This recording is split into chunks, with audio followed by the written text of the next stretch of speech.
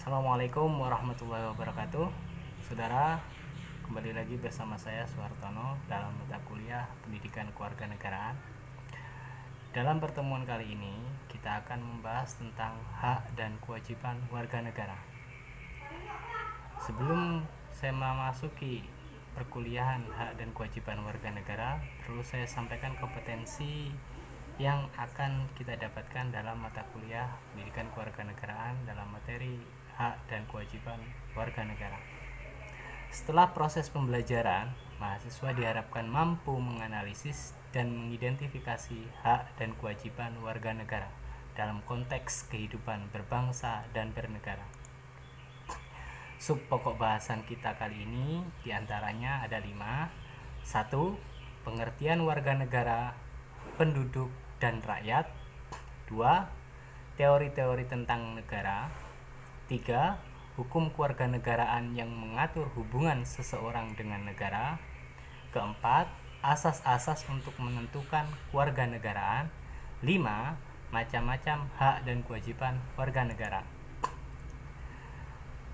Marilah kita masuki pokok bahasan yang pertama, yaitu tentang hak dan kewajiban. Sebagai warga negara, melekat pada dirinya hak dan kewajiban.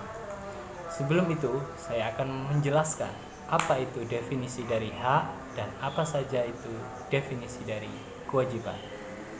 Mengutip dari tulisan Profesor Dr. Noto Nagoro, hak ialah kekuasaan untuk menerima atau melakukan sesuatu yang semestinya diterima atau dilakukan oleh pihak tertentu dan tidak dapat dilakukan oleh pihak lain manapun juga, yang pada prinsipnya dapat dituntut secara paksa olehnya.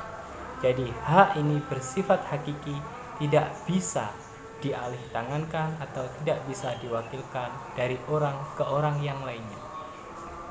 Sedangkan definisi dari kewajiban ialah beban untuk memberikan atau membiarkan sesuatu yang semestinya dibiarkan atau diberikan melalui oleh pihak tertentu, tidak dapat oleh pihak lain manapun, yang pada prinsipnya dapat dituntut secara paksa oleh yang berkepentingan.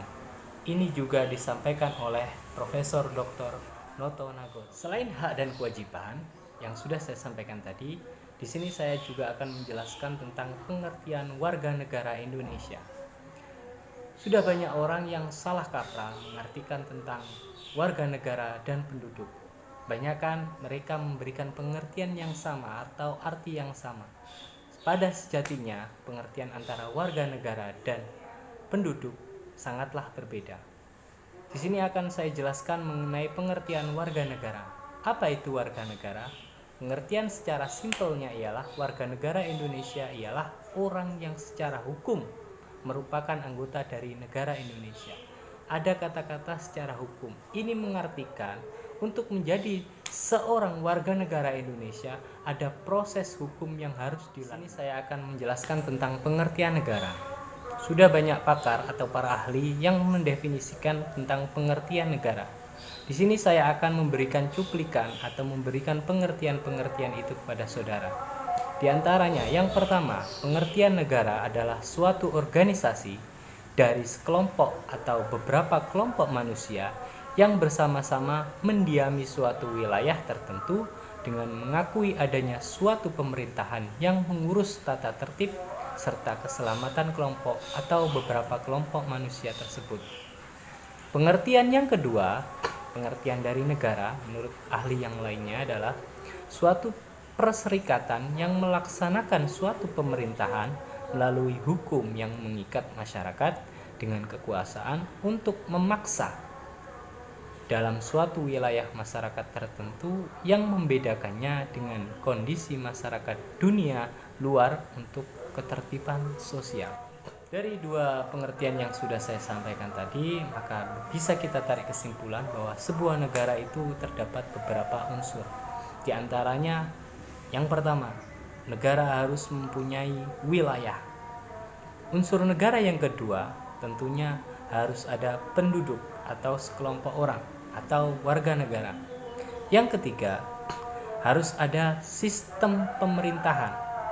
Jadi ini merupakan unsur utama dari sebuah negara, wilayah, penduduk atau masyarakat atau warga negara, dan ketiga unsur tadi ini masuk dalam kategori unsur de facto atau unsur penting, unsur terpenting dalam sebuah negara, atau bisa kita katakan sebagai unsur wajib sebuah negara. Selain itu, dalam sebuah negara selain ada unsur de factonya atau unsur terpenting, juga ada yang namanya unsur pelengkap. Biasanya dalam istilah kita sebut sebagai unsur de jure. Unsur de jure ialah unsur pengakuan sebuah negara dari negara-negara yang lainnya, bahwasanya menandakan sebuah negara itu sudah diakui oleh negara-negara lain sebagai sebuah negara. Seperti yang saya jelaskan di awal perkuliahan tadi, bahwasanya pengertian antara penduduk dan warga negara itu berbeda. Apa perbedaannya? Mari kita definisikan. Penduduk ialah orang-orang yang tinggal dalam suatu wilayah tertentu. Jadi, yang dinamakan penduduk adalah sekelompok masyarakat atau sekelompok orang yang tinggal dalam suatu wilayah tertentu dengan kepentingan yang beraneka ragam. Sebagai contoh ialah penduduk yang ada di kota Bali atau di Pulau Bali.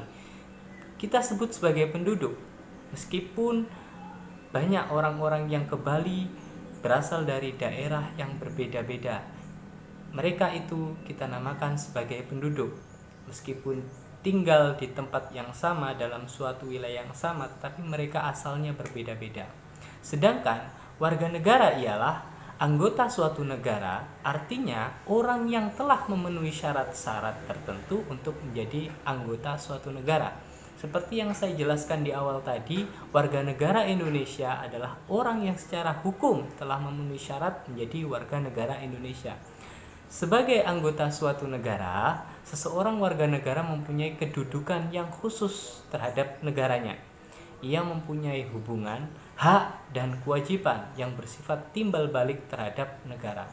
Jadi, hubungan antara warga negara dengan negara itu mempunyai timbal balik. Kalau saya boleh mengambil istilah biologinya, ialah muncul hubungan simbiosis mutualisme. Jadi negara mempunyai keuntungan dari warga negara, begitu juga warga negara mempunyai keuntungan dengan. Kita lanjutkan ke sub pokok bahasan yang kedua tentang teori-teori tentang negara. Ada banyak teori tentang terbentuknya sebuah negara. Yang pertama, teori hukum alam. Pemikiran pada masa Plato dan Aristoteles, tumbuhnya manusia maka akan diimbangi dengan berkembangnya sebuah negara. Teori yang kedua, teori ketuhanan. Ini mengutip dari agama Islam dan Kristen, di mana segala sesuatu adalah ciptaan Tuhan. Yang ketiga, teori perjanjian. Ini yang dikemukakan oleh Thomas Hobbes. Manusia menghadapi kondisi alam dan timbullah kekerasan. Manusia akan musnah bila ia tidak mengubah cara-caranya. Manusia pun bersatu untuk mengatasi tantangan alam dan menggunakan persatuan dalam gerak tunggal untuk kebutuhan bersama. Adapun proses terbentuknya negara, seperti yang kita ketahui bersama pada waktu SMA, bahwasanya ada proses-proses terbentuk negara. Antara lain, negara terbentuk dari proses penaklukan. Ini kaitannya dengan kekuatan atau suatu sistem pertempuran, di mana negara yang paling kuat akan menaklukkan negara yang lemah. Ini yang disebut sebagai penaklukan. Yang kedua, peleburan atau fusi, di mana ada beberapa negara yang melebur menjadi satu negara karena alasan-alasan tertentu. Di antaranya alasannya terkait alasan ekonomi, politik, dan keamanan. Yang ketiga, pemisahan diri. Ada juga di negara-negara dunia ini yang negara itu pecah sehingga menjadi negara-negara yang berbeda. Kita ketahui Jerman Timur dulu pecah, kemudian Yugoslavia pecah. Itu termasuk muncul negara-negara baru karena adanya proses pemisahan diri. Yang keempat, pendudukan atas negara atau wilayah yang belum ada pemerintahan sebelumnya. Di sini yang pernah dilakukan oleh bangsa-bangsa Eropa waktu mengelilingi dunia. Banyak bangsa Eropa yang menduduki pulau-pulau atau benua-benua yang ada di dunia ini karena mereka menganggap wilayah tersebut tidak ada penduduknya ataupun belum ada pemerintahannya. Kita lanjutkan. Suatu negara harus memenuhi persyaratan sebagai berikut. Yang tadi saya sampaikan di awal tadi bahwa ada beberapa unsur-unsur negara. Yang pertama, rakyat. Yang kedua, wilayah. Yang ketiga, pemerintahan. Di antara tiga unsur tadi, kita sebut sebagai unsur konstitutif. Ya, unsur konstitutif. Apa itu konstitutif? Unsur konstitutif hal ini berarti bahwa dalam negara tersebut terdapat wilayah yang meliputi udara, darat, dan perairan, ada rakyat atau masyarakat, dan pemerintahan yang berdaulat. Ini yang kita sebut sebagai unsur wajib terbentuknya sebuah negara. Selain itu, juga sudah saya sampaikan bahwa dalam sebuah negara, selain ada unsur konstitutif, ada juga yang dinamakan sebagai unsur deklaratif. Sifat ini ditunjukkan oleh adanya tujuan negara, undang-undang dasar, pengakuan dari negara lain baik secara de facto maupun de jure, dan masuknya negara dalam perhimpunan bangsa-bangsa, misalnya PBB. Jadi, pengakuan ini sangatlah penting untuk sebuah negara dapat diakui di kancah dunia. Di negara dunia masih ada cukup banyak sekali negara-negara yang belum memenuhi unsur deklaratif. Di antara negara-negara tersebut merupakan negara pemekaran atau negara baru yang memisahkan diri dari suatu negara. Dapat kita amati bahwa negara-negara yang belum mempunyai unsur deklaratif ini merupakan negara-negara yang belum masuk dalam keanggotaan organisasi dunia. Selanjutnya, negara juga memiliki beberapa sifat. Sifat ini harus dimunculkan oleh negara dalam rangka menertibkan atau menjalankan sistem pemerintahan yang ada di dalam negaranya.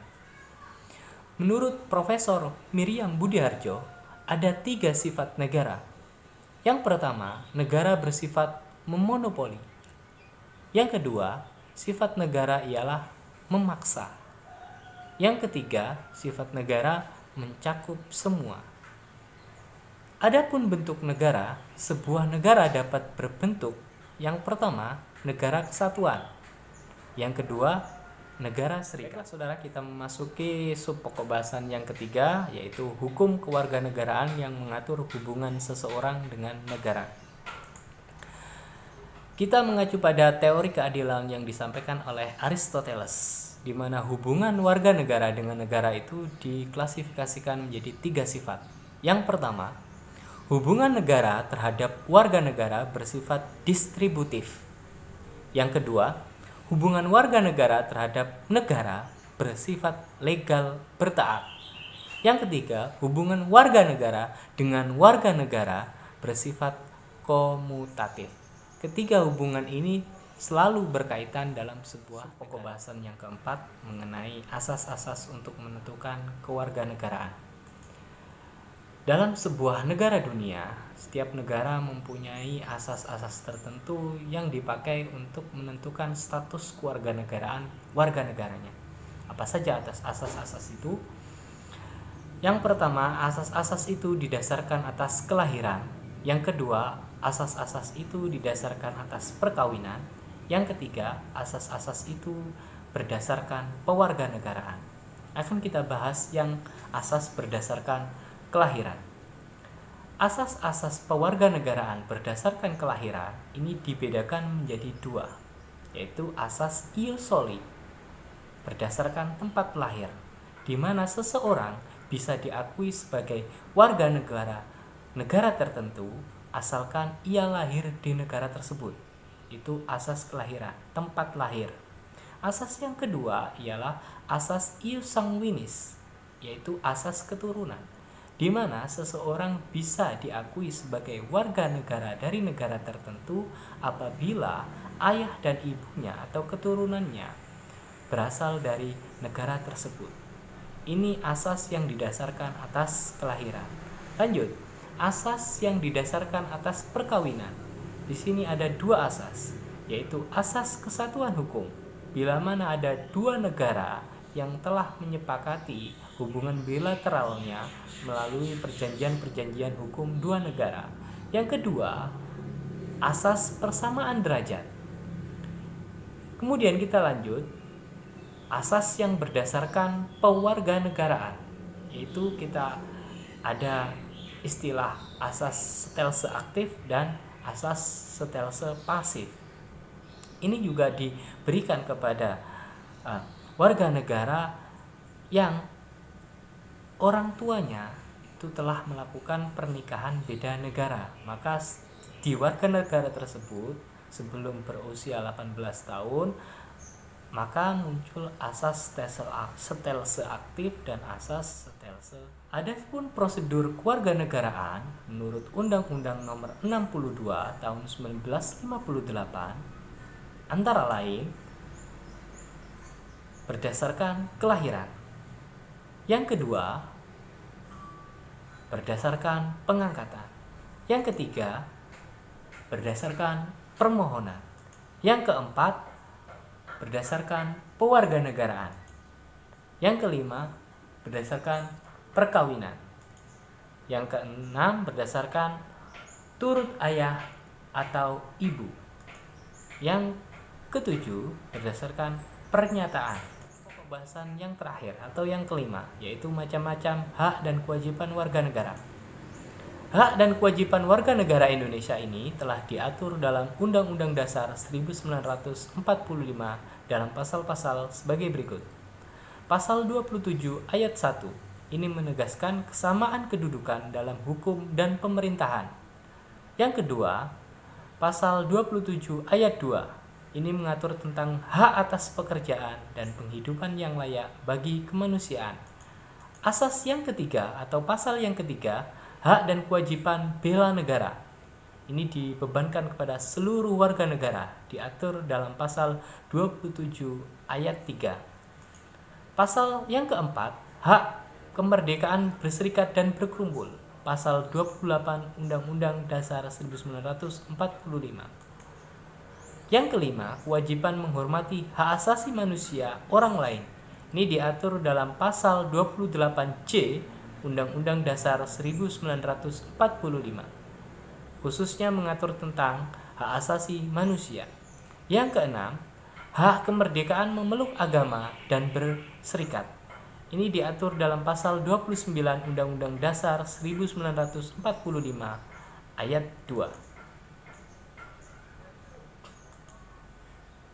Selanjutnya, hak kesejahteraan sosial diatur dalam pasal 33 dan 34. Pasal yang ke-8, hak mendapatkan pengajaran, diatur dalam pasal 31 ayat 1. Pasal yang ke-9 atau urutan yang ke-9, kewajiban semua warga negara mengikuti pendidikan dasar dan kewajiban pemerintahan membiayainya, diatur dalam pasal 31 ayat 2. Demikianlah saudara perkuliahan tentang hak dan kewajiban warga negara. Untuk lebih memberikan pemahaman hak dan kewajiban warga negara terhadap saudara, mohon saudara membuka modul yang telah saya berikan dan membaca referensi yang relevan tentang hak dan kewajiban warga negara supaya saudara mempunyai bekal dalam menghadapi ujian yang akan datang. Terima kasih atas perhatiannya dan Assalamualaikum warahmatullahi wabarakatuh.